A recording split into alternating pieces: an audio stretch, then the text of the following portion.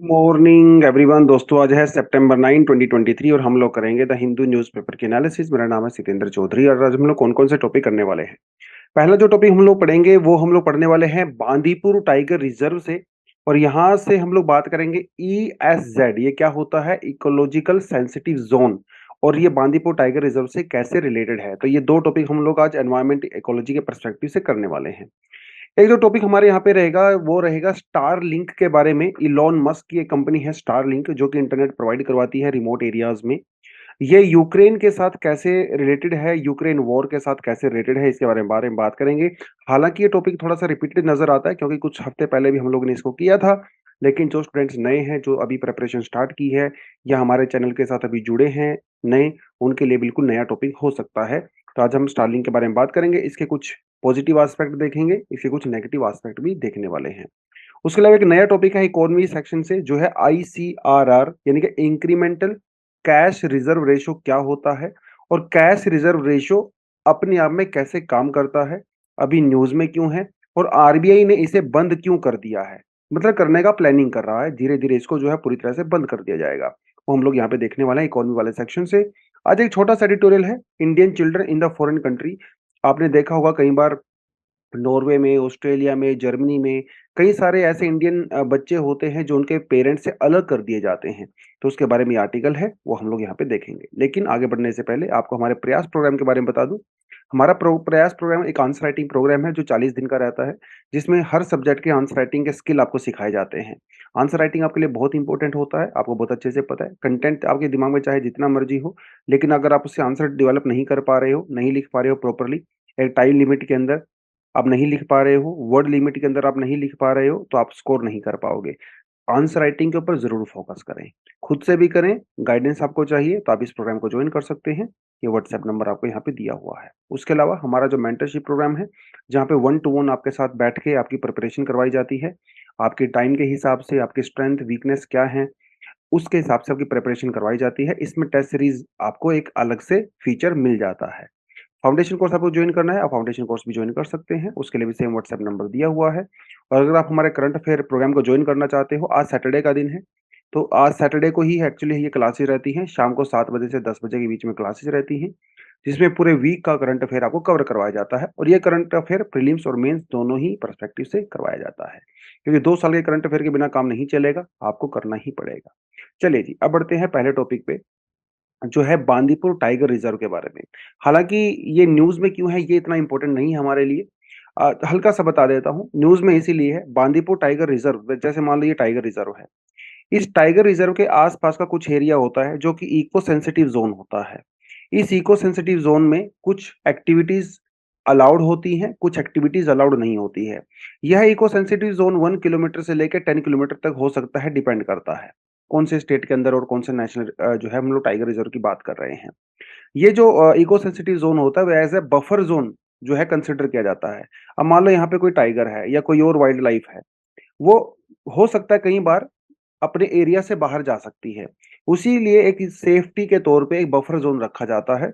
इसीलिए यहाँ पे कुछ एक्टिविटीज अलाउड है, कुछ नहीं। अब मान के चले बफर जोन के अंदर आपने कोई केमिकल फैक्ट्री लगा दिया, या फिर आपने यहाँ पे कोई हार्मफुल ऐसे केमिकल वाली फैक्ट्री आपने लगा दिया, तो उसका नेगेटिव इफेक्ट जंगल की तरफ भी हो सकता है। इसलिए कुछ एक्टिविटी यहाँ पे अलाउड नहीं है, कुछ एक्टिविटी यहाँ पे अलाउड है। तो ये इको सेंसिटिव जोन होता है। अब बांदीपुर टाइगर रिजर्व के अंदर क्या हुआ, इसका जो इको सेंसिटिव जोन है, इसके अंदर कई सारी इलीगल कंस्ट्रक्शन चल रही थी, जिसके अंदर कुछ होटल्स वगैरह और कॉटेज वगैरह लगाए गए थे, जिसको लेके एक PIL डाला गया था। और उसके जवाब में एडिशनल प्रिंसिपल चीफ जो कंजर्वेटर हैं वहाँ के, उन्होंने वो जितने भी कॉटेज होटल वगैरह बने हुए हैं इको सेंसिटिव जोन में, उनको नोटिफिकेशन भेजा है कि इसको जल्दी से जल्दी आप खत्म कर दीजिए, खाली कर दीजिए, अदरवाइज हम इसको डिस्ट्रॉय कर देंगे। तो इसलिए थोड़ा सा न्यूज में था। तो बांदीपुर टाइगर रिजर्व आपको पता होना चाहिए इसके बारे में। उससे पहले आपको थोड़ा सा इको सेंसिटिव जोन के बारे में बता दूं। इको सेंसिटिव जोन पिछले साल काफी न्यूज में रहा, इस साल भी काफी न्यूज में रहा, क्योंकि सुप्रीम कोर्ट ने ये कहा स्टेट गवर्नमेंट्स को कि जितने भी आपके वहां पे टाइगर रिजर्व या national park wild life sanctuary हैं, यहाँ पे एटलीस्ट 1 किलोमीटर का इको सेंसिटिव जोन मैंडेटरी होना चाहिए। यानी कि जो बफर जोन है वो मैंडेटरी होना चाहिए। अब इस चीज को लेके काफी हंगामा हुआ, खासकर केरला में। थोड़ा सा हंगामा कर्नाटका में भी हुआ, क्योंकि केरला एक ऐसा स्टेट है जहाँ पे बहुत सारे नेशनल पार्क्स हैं, प्रोटेक्टेड एरियाज हैं, वाइल्ड लाइफ सेंचुरीज हैं, और उनके 1 किलोमीटर एरियाज में काफी सारे गांव हैं, बहुत सारी पॉपुलेशन वहां पे रहती है। तो इसीलिए जो है वो कंट्रोवर्सी में था। बाद में केरला ने सेंट्रल गवर्नमेंट को भी, सुप्रीम कोर्ट को भी ये कहा कि साहब आप इससे मैंडेटरी मत करिए, हम लोग इसको अच्छे से प्रोटेक्ट कर रहे हैं। तो वो थोड़ा सा इसलिए वो न्यूज में था। अब कौन कौन सी एक्टिविटी यहाँ पे अलाउड है, कौन सी एक्टिविटी यहाँ पे अलाउड नहीं है? वैसे अगर देखा जाए तो वाइल्ड लाइफ कंजर्वेशन स्ट्रेटेजी जो 2002 है, ये कहता है कि जो इको सेंसिटिव जोन है वो 10 किलोमीटर तक जा सकता है, लेकिन ऐसा कोई कंपलसरी नहीं है। तो ये 1 किलोमीटर से 10 किलोमीटर के बीच में हो सकता है। खैर, कौन कौन सी एक्टिविटी यहाँ पे अलाउड है, कौन सी नहीं है? जो एक्टिविटी अलाउड है उनमें आप क्या देख सकते हो, हॉर्टिकल्चर प्रैक्टिस अलाउड की गई है, rain water harvesting, organic farming, use of renewable energy sources, adoption of the green technology, ये सब अलाउड है। एग्जाम में आपसे यही पूछेगा, which of the following activities are not allowed, which of the following activities are allowed in the eco sensitive zones. वो आपसे इस तरह की एक लिस्ट देगा, जिसमें से आपको फाइंड आउट करना रहेगा 1 2 3 4 5 1 एंड 2 3 एंड 4, इस तरह के क्वेश्चन यूपीएससी में पूछता है। कौन कौन सी एक्टिविटी अलाउड यहाँ पे नहीं है? Commercial mining, saw mills, industries causing pollution, चाहे एयर वाटर कोई किसी तरह का भी पोल्यूशन हो, हाइड्रो इलेक्ट्रिक प्रोजेक्ट जो बड़े वाले होते हैं, मेजर वाले, वो यहाँ पे अलाउड नहीं है। आप यहाँ पे वुड का कमर्शियल यूज नहीं कर सकते हो। टूरिज्म एक्टिविटी यहाँ पे कुछ अलाउड है, कुछ अलाउड नहीं है। जैसे हॉट एयर बलून्स होते हैं वो अलाउड यहाँ पे नहीं किए गए हैं नेशनल पार्क के ऊपर से। उसके अलावा जो सॉलिड वेस्ट मटेरियल आपका होता है, जो हैजार्डियस सब्सटेंस होते हैं, वो यहाँ पे अलाउ नहीं किए गए हैं। तो ये तो आपसे प्रीलिम्स में सीधा सीधा क्वेश्चन आपसे पूछता है। अगर आप बांदीपुर टाइगर रिजर्व के बारे में बात करें, ये काफी इंपॉर्टेंट है, क्योंकि बांदीपुर टाइगर रिजर्व एक क्रिटिकल टाइगर कंजर्व भी है। उसके बारे में थोड़ा हम आगे बात करेंगे, बट थोड़ा सा इसके बारे में बेसिक इन्फॉर्मेशन आपको पता होनी चाहिए। उससे पहले आप थोड़ी सी लोकेशन अगर आप देखें तो आपको पता लग जाएगा। देखिए, ये जो इस एरिया में जो सदर्न इंडियन स्टेट्स कर्नाटका, उस तमिलनाडु, केरला वगैरह में, यहाँ पे जितने भी नेशनल पार्क्स वगैरह रहते हैं बहुत इंपॉर्टेंट है, क्योंकि यहाँ पे है हमारी नीलगिरी हिल्स। और नीलगिरी हिल्स के जो बायोस्फीयर रिजर्व है वो क्योंकि यूनेस्को वर्ल्ड हेरिटेज साइट है, इसीलिए इसके आसपास के जितने भी नेशनल पार्क्स वगैरह हैं, यहाँ से बहुत सारे सवाल एग्जाम में आते हैं। अगर आप यहाँ पे देखें तो ये रहा आपका बांदीपुर। बांदीपुर के पास में कौन सा पड़ता है? इधर साइलेंट वैली। थोड़ा अगर आप नीचे जाओगे तो इंदिरा गांधी नेशनल पार्क है। थोड़ा सा आप ऊपर जाओगे तो नागरहोल है। और ये कुछ पार्ट आपके यहाँ पे नीलगिरी बायोस्फीयर रिजर्व का पार्ट भी है। ये सारी चीजें इंपॉर्टेंट है, बहुत थीम, इस थीम से बहुत सारे एग्जाम में क्वेश्चन पूछे जाते हैं। कुछ क्वेश्चन मैंने आज इंक्लूड भी किए हैं आपके लिए, आप देखेंगे उसको हम लोग बाद में। बट ये बहुत इंपॉर्टेंट एरिया है बांदीपुर। कहाँ पे पड़ता है? कर्नाटक में पड़ता है। लोकेशन इसकी हम लोग देख ही चुके हैं। उसके अलावा इंपॉर्टेंट इसलिए है क्योंकि यहाँ पे बहुत इंपॉर्टेंट फ्लोरा और फोना आपको देखने को मिलता है। तो नेशनल पार्क है भैया, कर्नाटक में है, ये तो सिंपल सी बात होगी। ये ट्राई जंक्शन पे है, कर्नाटका, केरला और तमिलनाडु के ट्राई जंक्शन पे है, जहां तीनों का बॉर्डर शेयर होता है। इसके आसपास कौन कौन से हैं? नागरहोल अभी हम लोगों ने देखा, मुदुमलाई और वेनाड वाइल्ड लाइफ सेंचुरी जो कि केरला के अंदर में पड़ती है, इन तीनों के आसपास में पाया जाता है। नीलगिरी बायोस्फीयर रिजर्व का भी पार्ट आप इसको कह सकते हो, जो यूनेस्को की वर्ल्ड हेरिटेज साइट है। उसके अलावा ये जो बहुत इंपॉर्टेंट पॉइंट है प्रीलिम्स के लिए, कौन कौन सी रिवर जो है इसके आसपास है? काबिनी रिवर जो है इसकी नॉर्थ में चल रही है, मोयार रिवर जो है इसके साउथ में चल रही है, एक रिवर है छोटी सी जिसका नाम है नुगु रिवर, जो इसके बीच में से पास होती है। राइट, इंपॉर्टेंट पॉइंट है प्रीलिम्स के लिए। हाईएस्ट पॉइंट क्या है? हिमावत गोपाला स्वामी बेटा, ये इसका हाईएस्ट पॉइंट है।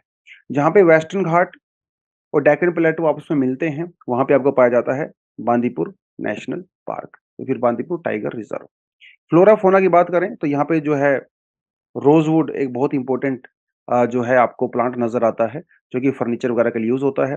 सैंडलवुड भी आपको देखने को मिलता है, जो परफ्यूम वगैरह बनाने के काफी काम आता है। उसके अलावा कदम ट्री, गूसबेरी वगैरह आपको देखने को मिलेगा। फोना में बहुत सारे जानवर यहाँ पे पाए जाते हैं, लेपर्ड, एलिफेंट, गौर, चीतल, सांबर, टाइगर वगैरह सब हैं। टाइगर की पॉपुलेशन के लिए बहुत जाना जाता है, क्योंकि टाइगर रिजर्व भी है ये हमारा। तो ये थोड़ी सी लोकेशन आपको यहाँ पे देखनी पड़ेगी। अगर हम लोग बात करें क्रिटिकल टाइगर हैबिटाट की, बांदीपुर एक क्रिटिकल हैबिटाट टाइगर हैबिटाट भी है। उसके अलावा कॉर्बेट नेशनल पार्क जो उत्तराखंड में पड़ता है, ये भी एक क्रिटिकल टाइगर हैबिटाट है। क्रिटिकल का मतलब इसको बहुत ज्यादा इंपॉर्टेंस और बहुत ज्यादा कंजर्वेशन की रिक्वायरमेंट होती है। हर tiger reserve critical tiger reserve नहीं होता है। जो फॉरेस्ट राइट्स एक्ट 2006 है, ये कहता है कि ये जो क्रिटिकल टाइगर हैबिटाट्स होते हैं, ये वो हैबिटाट होते हैं जिनको हाईएस्ट लेवल ऑफ प्रोटेक्शन की रिक्वायरमेंट होती है। इसे कहा गया है which are required to be kept inviolate for the purpose of the wild life conservation. मतलब किसी भी रूप में आप वहां के कानून को वायलेट नहीं कर सकते हो। यहाँ के वाइल्ड लाइफ कंजर्वेशन के लिए हाईएस्ट लेवल ऑफ प्रोटेक्शन की रिक्वायरमेंट होती है, क्योंकि जो पूरा इकोलॉजिकल जोन होता है काफी सेंसिटिव होता है। बांदीपुर और जिम कॉर्बेट नेशनल पार्क दोनों ही इसके अंदर में आते हैं। क्रिटिकल टाइगर हैबिटाट को हमारे वाइल्ड लाइफ प्रोटेक्शन एक्ट 1972 के अंदर डिक्लेयर किया जाता है। ठीक है जी। अब देखिए यहाँ से क्वेश्चन किस तरह से एग्जाम में पूछे गए हैं। ये बहुत इंपॉर्टेंट थीम है। नेशनल पार्क्स, टाइगर रिजर्व्स बहुत इंपॉर्टेंट है। खासकर जो सदर्न स्टेट्स के अंदर जो टाइगर रिजर्व्स वगैरह पड़ते हैं वो बहुत ज़्यादा इंपॉर्टेंट हैं। नॉर्थ ईस्ट स्टेट वाले भी काफ़ी इंपॉर्टेंट है, स्पेशली जो आसाम के अंदर पाए जाते हैं, और हिमाचल और उत्तराखंड के अंदर जो पाए जाते हैं वो भी बहुत इंपॉर्टेंट है। इनको तो आपको बहुत ध्यान से करना है। यहाँ पे देखिए नागरहोल, नल्ला मल्ला, सथ्यामलम टाइगर रिजर्व, ये भी वही उसी थीम के ऊपर सवाल पूछे गए हैं।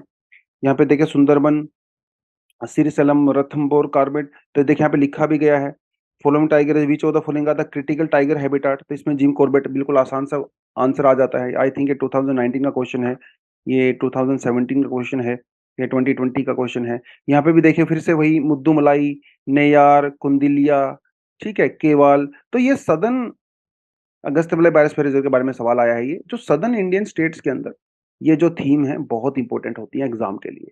तो इनको थोड़ा ध्यान से अपने नोट्स वगैरह बनाएं और उस हिसाब से तैयारी करें। एक बिल्कुल छोटा-सा टॉपिक है।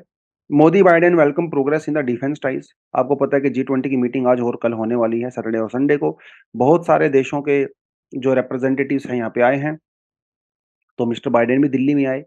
तो मोदी जी के साथ तो इनके खास रिलेशन वैसे भी हैं, इंडिया यूएसए के रिलेशन बहुत बढ़िया चल रहे हैं। और पिछले दिनों जब मोदी जी गए थे यूएसए में, तो एक बहुत इंपॉर्टेंट डील करके आए थे, जिसमें जनरल इलेक्ट्रिक एरोस्पेस जो अमेरिका की बहुत बड़ी कंपनी है, और इंडिया की जो एचएएल है, हिंदुस्तान एरोनॉटिक्स लिमिटेड, दोनों के बीच में एग्रीमेंट हुआ था। किस चीज़ को लेके? ये F414 जेट इंजन को लेके। ये बहुत एडवांस इंजन होते हैं और इसकी मैन्युफैक्चरिंग इंडिया में की जाएगी, इसको लेके इनके बीच में एग्रीमेंट हुआ था। लेकिन ये एग्रीमेंट अभी तक फाइनल नहीं हुआ है, क्योंकि फाइनल करने के लिए एक बिल यूएसए कांग्रेस के अंदर जो है वो आएगा, वहां से वो पास होगा। ये जो कंपनी है, इस कंपनी के कॉन्स्टिट्यूशन के अंदर चेंजेस होंगे, तब जाके परमिशन मिलेगी। तो लेट्स होप कि परमिशन बहुत जल्दी से मिल जाए, इसको लेके बात हुई है। उसके अलावा डब्ल्यूटीओ में भी इंडिया और यूएसए के काफी सारे डिस्प्यूट्स है, तो थैंकफुली सोल्व हो चुके हैं। अपार्ट फ्रॉम दैट जो जनरल एटोनॉमिक्स का एक बहुत शानदार एक ड्रोन है, एक तरह का ड्रोन होता है ये, जिसे रिमोटली आप जो है पायलट कर सकते हो। इसके अंदर पायलट को बैठने की रिक्वायरमेंट नहीं होती है। इसका नाम होता है MQ-9B sky guardian and 15 sea guardian. India ने 31 मशीनों को प्रोक्यूर करने का उनको प्रपोजल दिया था। तो ये प्रपोजल भी अभी फाइनल नहीं हुआ है और बहुत जल्दी इसको फाइनल किया जा सकता है। अगर ये फाइनल होता है तो बहुत जल्दी हमारे पास होगा, जिसकी वजह से हमारी इंटेलिजेंस, सर्विलियंस, रिकन्नेसेंस कैपेसिटी जो है बहुत ज़्यादा बढ़ जाएगी इंडिया के जो आसपास के बॉर्डर एरियाज हैं वहाँ पे। तो ये तो मोदी जी और इन्होंने बात किया है। सीधी-सी बात है भाई, 2 बड़े-बड़े प्राइम मिनिस्टर, प्रेसिडेंट बात करेंगे तो इन्हीं ऐसी ऐसी चीज़ों के बारे में बात करेंगे, गप्पे तो नहीं लगाएँगे। डिफेंस के बारे में बात करेंगे, ट्रेड के बारे में बात करेंगे, मिडल ईस्ट के बारे में बात करेंगे, चाइना के बारे में बात करेंगे, South China Sea and all that, Ukraine, Russia के बारे में बात करेंगे। तो उसी तरह की बातें यहाँ पे होती हैं, खासकर तब जब वो मीडिया के सामने होते हैं। हाँ, बंद कमरे में आप नॉर्मल बातें भी कर सकते हो जो कि मीडिया के सामने नहीं आती हैं। खैर, तो ये पूरा उसके अंदर ही जो है पूरा कंटेंट यहाँ पे दिया हुआ है। पुराना आर्टिकल है, बहुत नया आर्टिकल नहीं है, आपके पास से पहले से ही नोट्स हो सकते हैं। बिल्कुल बेसिक सी एकदम फैक्चुअल सी इन्फॉर्मेशन है। क्या सभी भी आपने रट्टा मारना है? बिल्कुल रट्टा मारने की रिक्वायरमेंट नहीं होती है इस तरह के टॉपिक्स के अंदर। हल्का-फुल्का आपको आइडिया होना चाहिए, अगर एग्ज़ाम में क्वेश्चन आ जाता है तो। चलिए जी, आगे बढ़ते हैं। नेक्स्ट टॉपिक कहता है स्टारलिंक के बारे में। स्टारलिंक आपको पता है इलोन मस्क की कंपनी है, जो कि इंटरनेट प्रोवाइड करवाती है।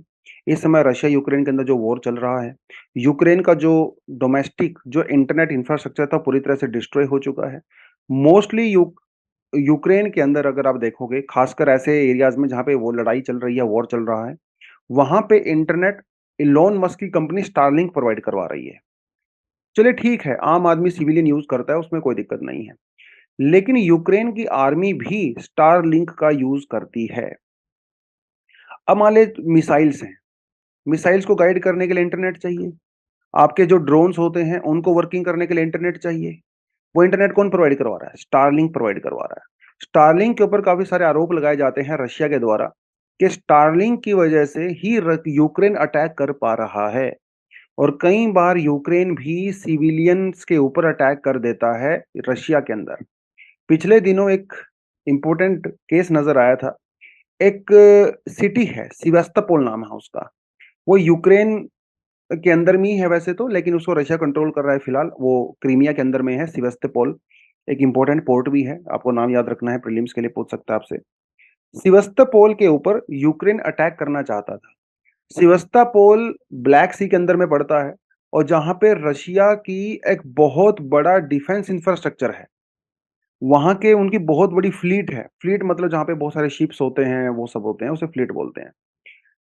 यूक्रेन इसके ऊपर अटैक करना चाहता था। यूक्रेन ने इसके लिए स्टारलिंक से परमिशन मांगी कि साहब आप हमें इंटरनेट प्रोवाइड करवा दीजिए ताकि हम इसके ऊपर अटैक कर सकें। इलोन मस्क ने इंटरनेट प्रोवाइड करवाने से मना कर दिया। इलोन मस्क को ऐसा डर था अगर वो इसके ऊपर अटैक कर देता है तो शायद न्यूक्लियर वॉर भी हो सकता है, इसलिए उन्होंने उसको अलाउ नहीं किया है। हालांकि सिविलियन पर्पज के लिए और कुछ क्रिटिकल केसेस में डिफेंस पर्पज के लिए भी स्टारलिंक इंटरनेट प्रोवाइड करवा रहा है। तो ये तो होगी छोटी सी न्यूज़। स्टारलिंक अपने आप में है क्या? साइंस एंड टेक्नोलॉजी के पर्सपेक्टिव से डेफिनेटली आपसे क्वेश्चन एग्जाम में बनता भी है और आपसे पूछ भी सकता है। स्टारलिंक बहुत सारे छोटे-छोटे सैटेलाइट्स का एक एक ग्रुपिंग है, एक नेटवर्क है, जो कि हमारी अर्थ से 400-500 किलोमीटर ऊपर है। कम से कम 3000 सैटेलाइट्स, छोटे-छोटे सैटेलाइट इस समय अर्थ के ऊपर घूम रहे हैं, लो अर्थ ऑर्बिट में। हाई अर्थ ऑर्बिट नहीं है, लो अर्थ ऑर्बिट हमने ध्यान रखना है, 300, 400, 500 किलोमीटर तक होता है। ये क्या करते हैं? ये रेडियो फ्रीक्वेंसी का यूज़ करके, ये केबल वगैरह का यूज़ नहीं करते हैं, डायरेक्ट रेडियो फ्रीक्वेंसी का यूज़ करते हैं। जिस तरह से सैटेलाइट जो टेक्नोलॉजी होती है, सीधा आपके मोबाइल फ़ोन से कनेक्ट होते हैं। आपने कुछ नहीं करना होता, आपने अपने घर के ऊपर एक छोटा-सा डिश एंटीना लगाना होता है। ये डिश एंटीना जो है ऊपर से रेडियो सिग्नल इसके पास पहुँचते हैं। इस डिश एंटीना से आपके घर के अंदर जो है वाईफ़ाई आ जाता है। सिंपल सा नेटवर्क होता है, इसमें कुछ ज़्यादा तामझाम नहीं होता है। क्योंकि ये लो अर्थ ऑर्बिट में होते हैं, इसीलिए इन सैटेलाइट से आपके डिश एंटीना तक सिग्नल आने में बहुत समय नहीं लगता। इसकी वजह से इनकी जो लेटेंसी होती है बहुत कम होती है। लेटेंसी मतलब जो गैप होता है, जैसे आप व्हाट्सएप कॉल करते हो, जब आप व्हाट्सएप पे बोलते हो और अगला आदमी जो उसको सुनता है, उसके बीच में कुछ मिलीसेकंड का गैप होता है, उसे लेटेंसी कहते हैं। लेकिन स्टारलिंक के अंदर लेटेंसी ना के बराबर होती है क्योंकि ये बहुत नीचे जो है लो अर्थ ऑर्बिट से सिग्नल आ रहे होते हैं। तो हाई स्पीड इंटरनेट आपको मिल सकता है आइसोलेटेड एरियाज़ में, हिली एरियाज़ में, डेज़र्ट्स में, जहाँ पे आस-पास आपके इंफ्रास्ट्रक्चर नहीं होता है, रूरल एरियाज़ में, वहाँ पे आपको इंटरनेट की ये प्रोवाइड करवा देते हैं। और ये सैटेलाइट काफ़ी एडवांस होते हैं, इसके अंदर हॉल थ्रस्टर्स लगे होते हैं। थ्रस्टर का मतलब ये होता है कि अपनी स्पीड कभी भी चेंज कर सकते हैं, अपने ऑर्बिट को कभी भी चेंज कर सकते हैं। इनके अंदर क्रिप्टॉन गैस होती है, जिसकी वजह से ये जो है अपने मैनूवर कर सकते हैं। मैनूवर मतलब अपना रास्ता बदल सकते हैं, कभी ऊपर कभी नीचे जा सकते हैं, उसे कहते हैं मैन्यूवरिंग।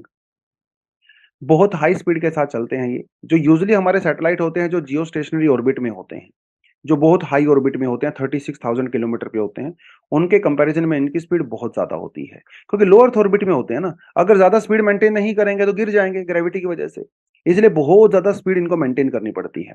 इसके लिए अब आप एक छोटा-सा एग्ज़ाम्पल देख सकते हो। जैसे आप मान के चलिए आप यहाँ पे खड़े हो, ठीक है? आपके हाथ ने क्या किया, अपने हाथ में एक छोटा-सा कंकर लिया, पत्थर लिया और उसको फेंका। होता क्या है थोड़ी देर के बाद वो पत्थर जो है नीचे गिर जाता है बिकॉज़ ऑफ द ग्रेविटी। अब आपने उसको और स्पीड के साथ फेंका, वो थोड़ा दूर तक जाएगा और फिर जाके नीचे गिर जाएगा। अब आपने उसको और स्पीड के साथ फेंका, फिर वो थोड़ा और आगे जाएगा, नीचे गिर जाएगा। यस, मतलब जितना स्पीड के साथ आप उसको फेंकते हो उतनी दूर तक ट्रैवल कर सकता है। अब आप इमेजिन करिए उसको आपने इतनी स्पीड के साथ फेंका कि वो घूम ही रहा है, वो नीचे आ ही नहीं रहा है। क्योंकि जितना तेज आप उसको फेंकोगे ना उतनी देर तक वो हवा में रह सकता है। यही होता है इस तरह की और ये जो सैटेलाइट्स होते हैं, ये इतनी ज़्यादा स्पीड मेंटेन करते हैं कि ये ग्रेविटी की वजह से नीचे आते ही नहीं हैं और ये अर्थ के चारों तरफ घूमते रहते हैं। जैसे ही इनकी स्पीड कम होगी, ये ग्रेविटी की वजह से नीचे आ जाएँगे जिस तरह से पत्थर आ जाता है, राइट? तो ये अगर आप सुपरमैन हो अगर आप इतनी स्पीड मेंटेन कर सकते हो, तो आपका पत्थर कभी धरती पे आएगा ही नहीं। वो घूमता रहेगा, घूमता रहेगा, घूमता रहेगा। उतना ही ज़्यादा डिस्टेंस ट्रैवल करेगा, जितनी एनर्जी आप उसको दोगे, जितनी स्पीड उसके अंदर होगी। इसलिए इनको हाई स्पीड जो है मेंटेन करनी पड़ती है। तो बड़ी अच्छी बात है, इस तरह की टेक्नोलॉजी अगर अब यूक्रेन में मिल रही है, ये देखिए, ये सैटेलाइट इस तरह के जो आपको देखने को मिलेंगे। लेटेंसी रिड्यूस होती है, बिल्कुल सही बात है। और जो ऑब्स्टैकल्स होते हैं, वो नहीं होते हैं। फाइबर ऑप्टिक केबल में बहुत खर्चा होता है, यहाँ पे वो खर्चा आपका नहीं होता है। सस्ते में आपको जो है मिल जाता है, हाई स्पीड इंटरनेट मिल जाता है। ऐसे-ऐसे एरियाज़ में आपको इंटरनेट मिल जाता है, ऐसी-ऐसी जो रिमोट कम्युनिटीज़ होती हैं, उसके साथ आप कनेक्ट कर सकते हो, बड़ी अच्छी बात है। जो ट्रेडिशनल तरीका होता है इंटरनेट प्रोवाइड करवाने का केबल से, ये उससे थोड़ा दूर जाता है, राइट? आपको केबल, मोबाइल टावर्स वगैरह की रिक्वायरमेंट नहीं होती है, तो सस्ता पड़ता है, अच्छा पड़ता है और रिमोट एरियाज़ में आप इंटरनेट प्रोवाइड करवा सकते हो। लेकिन हर चीज़ के 2 पहलू होते हैं, अच्छी चीज़ के साथ-साथ इसकी खराब चीज़ें भी हैं। खराब चीज़ें कौन-सी हैं? आप देख लीजिए। पहली बात तो बहुत सारे सैटेलाइट को वहाँ पे डालना पड़ता है, अर्थ के ऑर्बिट में। अभी अराउंड 3000 सैटेलाइट काम कर रहे हैं, लेकिन इलोन मस्क का टारगेट है 30,000 सैटेलाइट प्रोवाइड करवाना, जिससे पूरी अर्थ को कवर किया जा सकता है। अब इतने सारे सैटेलाइट छोटे-छोटे, जिनके अंदर लाइट भी जलती है, वो ब्लिंक करते रहते हैं हर टाइम। अगर आप लो अर्थ ऑर्बिट में उसको अगर आप डालोगे, तो भैया सारा कुछ डिस्टर्बेंस हो जाएगा। रात को आप खटिया पे लेटे हो, सोने के लिए आसमान की तरफ देख रहे हो, आपको लगेगा आप तारे देख रहे हो, जबकि ऐसा है नहीं। आप एक्चुअली स्टारलिंक का एक सैटेलाइट देख रहे हो। तो इससे जो स्काई ऑब्जर्व हम लोग करते हैं, वो डिस्टर्ब हो जाएगा। स्पेस डेब्ris क्रिएट हो जाएगा, सीधी-सी बात है। आपस में टकरा गए या कल को सैटेलाइट हम लोग लॉन्च करने जाएँगे तो उसमें डिसरप्शन होगा, बहुत बड़ी बात है। हमारे जो डिफेंस जो हमारे इक्विपमेंट्स होते हैं, उनके लिए भी बड़ा डेंजरस है भैया, राइट? तो लाइट पॉल्यूशन भी होता है इसकी वजह से। स्पेस स्टडीज़ करने में आपको दिक्कत आ सकती है ना? तो वो सब दिक्कतें यहाँ पे आ सकती हैं, तो उसकी वजह से सेफ्टी थोड़ा कंसर्न है। अ, और सीधी-सी बात है, हर कंट्री इसको अलाउ नहीं करेगी। चाइना वाइना इसको अलाउ नहीं करने वाले हैं, रशिया इसको अलाउ नहीं करने वाला है। तो वैसे भी हर कंट्री के ऊपर नहीं जा सकते। और उसके बाद जब इनका टाइम लिमिट खत्म हो जाएगा, इनकी जब लाइफ स्पैन खत्म हो जाएगा, तो फिर ये अर्थ के ऊपर वापस आएँगे। तो ये डेंजरस भी हो सकता है पब्लिक के लिए। अगर वहीं पे घूमेंगे तो कचरा होगा, नीचे आएँगे तो पब्लिक के लिए डेंजरस हो सकता है। तो ये कुछ चीज़ें हैं जिसकी वजह से थोड़ा आप इसको जो है इस तरह से याद कर सकते हो। ठीक है, चलिए। ये टॉपिक अपना यहाँ पे बनता है जो कि इकोनॉमी वाले सेक्शन से आता है। RBI decides to discontinue ICRR in a phased manner. ICRR का मतलब होता है इंक्रीमेंटल, सीआरआर मतलब कैश रिजर्व रेशो। अब इसके लिए आपको पहले ना रिजर्व रेशो समझना पड़ेगा क्या होता है। हमारे पास वैसे 2 रिजर्व रेशो होते हैं, एक होता है एसएलआर स्टैट्यूटरी लिक्विड रेशो और एक होता है सीआरआर कैश रिजर्व रेशो। ये कैश रिजर्व रेशो जो है वो बैंक्स उसको मेंटेन करते हैं। और ये जो रिज़र्व है, वो आरबीआई के पास रखा जाता है। अब ये पूरी बीमारी क्या है आपको बता देता हूँ। हमारा जो बैंक होता है, उस बैंक के अंदर एक चीज़ होती है जिसे बोलते हैं एनडीटीएल। एनडीटीएल का मतलब होता है net demand and time liabilities. Time liability का मतलब होता है एफडी, जिसे हम लोग फिक्स्ड डिपॉज़िट कहते हैं, और डिमांड डिपॉज़िट जो हम लोग हमारा सेविंग अकाउंट होता है बेसिकली, ठीक है? सेविंग अकाउंट, वो जो पैसा होता है। यानी कि बैंक के अंदर जितना भी पैसा होता है, सपोज़ करो बैंक के अंदर ₹100 है। इस ₹100 में से आरबीआई क्या करती है, एक रूल बनाती है और आरबीआई कहती है कि भैया ₹100 आप पूरे का पूरा आगे फर्दर पब्लिक को लैंड नहीं कर सकते। इस ₹100 में से ₹10 आपको रिज़र्व में रखने पड़ेंगे, ठीक है? आप इसको टच नहीं कर सकते। ये आप हमारे पास रखोगे, आरबीआई कहता है ये ₹10 आप हमारे पास रखोगे। बाकी बचे हुए जो ₹90 है, आप इसको लैंड कर दीजिए, कोई दिक्कत नहीं। हालाँकि यहाँ पे एसएसआर का कॉन्सेप्ट भी आता है, वो अभी हम लोग नहीं कर रहे हैं, सिर्फ सीआरआर के पर्सपेक्टिव से समझिए इसको। तो ₹10 क्या हो गया? ये कैश रिज़र्व रेशो हो गया, जो बैंक आरबीआई के पास रखता है कैश की फॉर्म में। इसके ऊपर हालाँकि बैंक को इंटरेस्ट रेट ज़रूर मिलता है या नहीं मिलता है, आप ये मुझे कमेंट सेक्शन में बताएँ अगर आपने इकोनॉमी पढ़ा है। जो एसएलआर होता है, स्टैट्यूटरी लिक्विड रेशो, उसके ऊपर इंटरेस्ट रेट 100% मिलता है। लेकिन सीआरआर के ऊपर मिलता है कि नहीं मिलता है, कमेंट सेक्शन में बताएँ, फिर हम लोग इसको कल बताऊँगा आपको मैं, मिलता है कि नहीं मिलता है। खैर, तो ये होता है सीआरआर। अब सीआरआर का डायरेक्ट रिलेशन होता है मनी सप्लाई के साथ। अब सीधी सी बात है, अगर सीआरआर इंक्रीज होगा, मतलब आरबीआई ने बैंक को यह कहा कि भैया आप 10 रुपए की बजाय 15 रुपए सेविंग में करिए, सीआरआर में रखिए। तो बैंक के पास कितने पैसे बचे? सिर्फ 85 रुपीस बचे पब्लिक को देने के लिए। तो जैसे ही सीआरआर बढ़ा, बैंक के पास पैसा कम हो गया। इसका मतलब मनी सप्लाई कम हो गया। और अगर बैंक कल आरबीआई इस 10 रुपए 15 रुपए को 5 रुपए कर देता है, तो बैंक के पास कितने पैसे बचे लैंड करने के लिए? 95 रुपीस। तो सीआरआर अगर कम होता है, तो मनी सप्लाई इंक्रीज होती है। सिंपल सा लॉजिक होता है। इसमें कोई ज्यादा तामझाम करने की रिक्वायरमेंट नहीं होती। अब ये जो टॉपिक है आज वाला, आईसीआरआर, इंक्रीमेंटल सीआरआर, ये सरकार ने, आरबीआई ने 2023 10th ऑफ अगस्त को, पिछले ही महीने इसको लॉन्च किया था। और अभी धीरे धीरे जो है इसको हम लोग खत्म करने वाले हैं। ये क्यों किया था?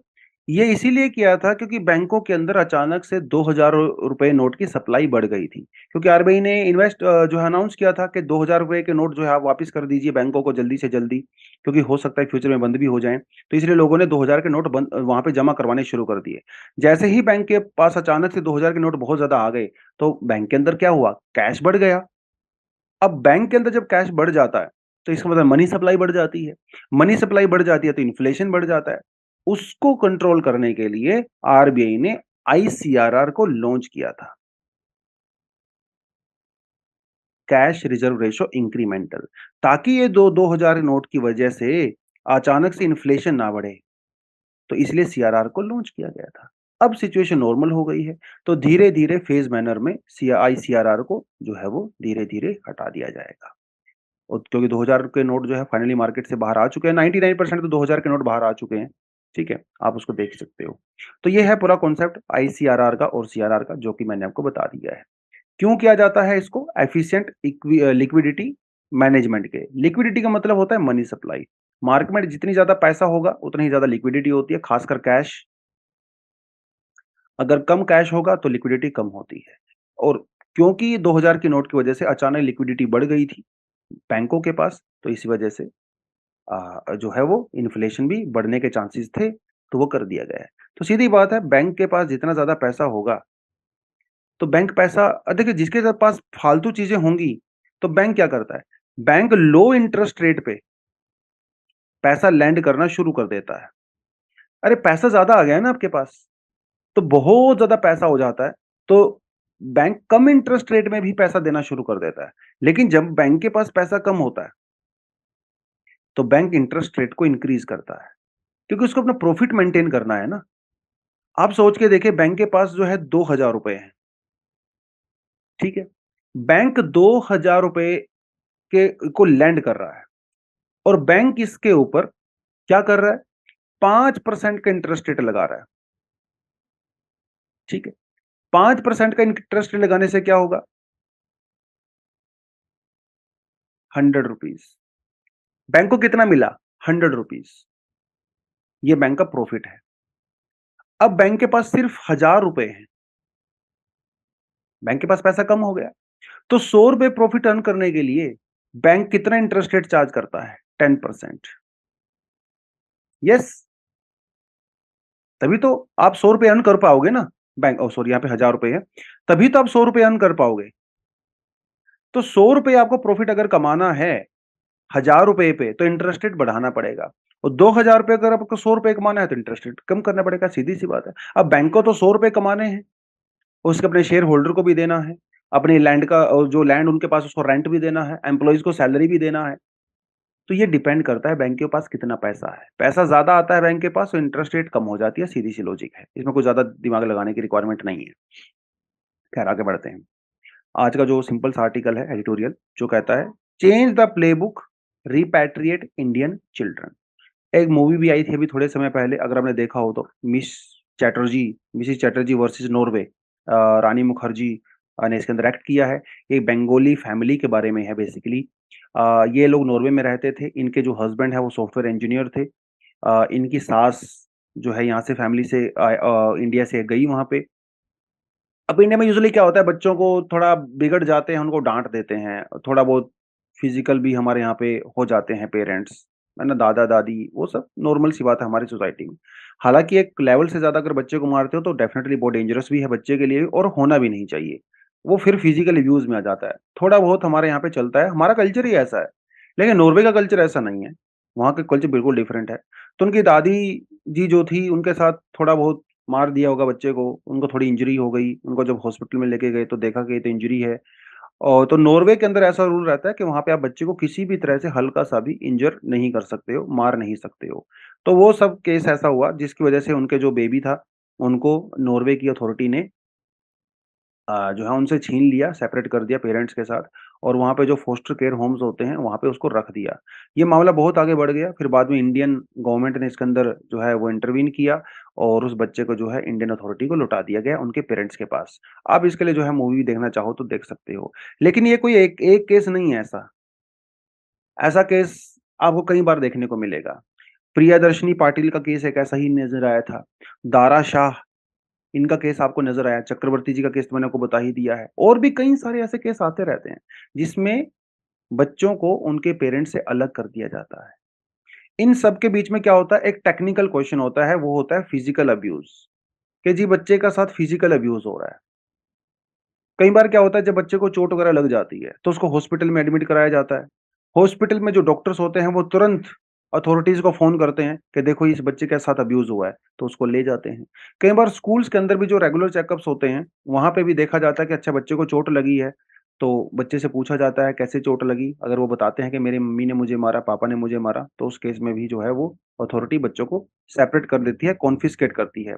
अभी ऑस्ट्रेलिया का एक जो है रिसेंटली केस आया था, हालाँकि इंडियन गवर्नमेंट ने इसमें इंटरवीन किया है, लेकिन अभी तक कोई ख़ास रिज़ल्ट नहीं आया। जर्मनी में भी ऐसा केस आया था अभी थोड़े समय पहले जिसमें 2.5 साल से वो बच्चा जो है जर्मन अथॉरिटी के पास है। इंडियन गवर्नमेंट ने यहाँ पे भी इंटरवीन किया लेकिन अभी तक कोई ख़ास इसका रिज़ल्ट आया नहीं है। बट अनफॉर्चुनेटली ऐसा ही होता है बहुत बार कि बच्चे को फ़ॉस्टर होम्स में रख दिया जाता है। और कई बार साइकोलॉजिकल जब एनालिसिस की जाती है बच्चे की, ये इन्वेस्टिगेशन की जाती है, उसमें पता लगता है कि पेरेंट्स का कसूर नहीं था। कई बार बच्चा खुद भी मान लो सोफ़े से गिर गया, बेड से गिर गया, उसको इंजरी हो गई, नहीं पता चलता है। लेकिन वो सुनते नहीं हैं। और ऐसा भी कई बार देखा गया है कि ये जो अथॉरिटीज़ होती हैं इन कंट्रीज़ के अंदर, उनका एक टारगेट होता है कि इस साल आपको ऐसे कितने केस देने ही देने हैं। वो आई डोंट नो उसके अंदर कितनी सच्चाई है, लेकिन ऐसा भी उनको अक्यूज़ किया जाता है। जैसे हमारे यहाँ पे पुलिस का टारगेट होता है कि इतने चालान आपको देने हैं फलाने-फलाने मंथ में, ऐसे ही शायद वहाँ पे भी होता होगा। बट यहाँ पे जो सवाल है वो है कल्चर का, वो है पेरेंट्स और बच्चों के रिलेशनशिप का। अब समस्या पता क्या है? समस्या ये है कि जब आप एक इंडियन बच्चे को उसके पेरेंट्स से सेपरेट करके अपने फोस्टर केयर होम में रखते हो, तो पहली बात तो बच्चा अपनी लैंग्वेज नहीं सीख पाएगा। हिंदी या बंगाली जो भी उसकी लैंग्वेज है, नहीं सीख पाएगा। आप उसको अपने फोस्टर केयर होम में रख रहे हो, जो कि आपकी कंट्री का कल्चर है। तो वो बच्चा तो कन्फ्यूज़ हो गया ना। ना उसको अपनी लोकल उसके तो कल्चरल जो लिंक्स थे अपनी फैमिली के साथ वो पूरी तरह से टूट गए। अपने कंट्री का कल्चर उसको समझ में नहीं आया और आपकी कंट्री का कल्चर भी उसको समझ में नहीं आया। बड़ी बात ये है कि आप जब उस बच्चे को अपने पास रख रहे हो, तो आप उसको सिटिज़नशिप भी नहीं दे रहे हो, क्योंकि वो आपका सिटिज़न नहीं है। और इंडियन सिटीज़नशिप मिलने में भी उसको दिक्कत हो रही है, तो वो बच्चा बेचारा ना तो सिटीज़नशिप है, ना वो उसके पास कोई कल्चर है। अब ढाई 3, 4 साल, 5 साल के बाद उस बच्चे को वापस दे रहे हो, तो बच्चा ना तो इधर की वैल्यू सीख पाएगा, ना उधर की वैल्यू सीख पाएगा। और हो सकता है कई बार वो वापस देते भी नहीं है बच्चे को 18 साल तक। ये बहुत सारी दिक्कतें होती हैं। अल्टीमेटली नुकसान किसका हो रहा है? अल्टीमेटली नुकसान हो रहा है बच्चे का, क्योंकि आप इनसेंसिटिव हो दूसरे कल्चर्स को लेके। यहाँ पे ज़्यादातर आपको देखने को मिलेगा इंडियन पेरेंट्स, सम बंगाली पेरेंट्स, सम पाकिस्तानी पेरेंट्स, बांग्लादेशी पेरेंट्स की मैं बात कर रहा हूँ। क्योंकि हमारा जो कल्चर है बच्चे को ब्रॉट अप करने का कल्चर है वो थोड़ा-सा अलग है as compare to western cultures, लेकिन वो वैल्यूज़ कई बार क्लैश हो जाती हैं। तो इस आर्टिकल के अंदर यही कहा गया है बेसिकली कि ये जो कल्चर सेंसिटिविटीज़ हैं, उसको इग्नोर नहीं किया जाना चाहिए। इंडियन गवर्नमेंट को यहाँ पे इंटरवीन किया जाना चाहिए ताकि इस तरह की चीज़ें फ्यूचर में ना हो। तो यही था इस आर्टिकल में, ज़्यादा कुछ इसमें था नहीं। उसके अलावा कुछ एडिशनल आर्टिकल हैं जो कि मोस्टली जी20s के बारे में है। आप पढ़ सकते हो। तो आज के लिए बच्चों इतना ही है। Thank you very much. All the best. जय हिंद।